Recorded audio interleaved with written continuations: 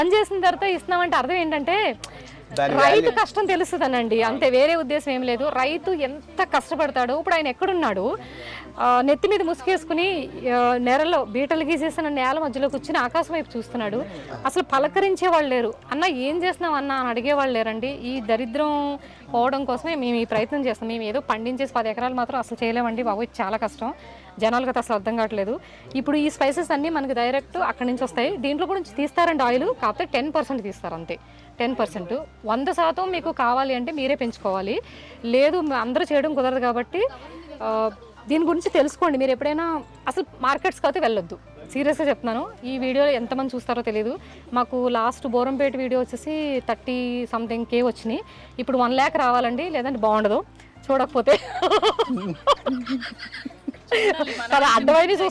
అడ్డమైన చూస్తారంటే లైక్ చేస్తారు, సబ్స్క్రైబ్ చేస్తారు, కుప్పల కింద వచ్చేస్తా ఉంటాయి. అది కాదు.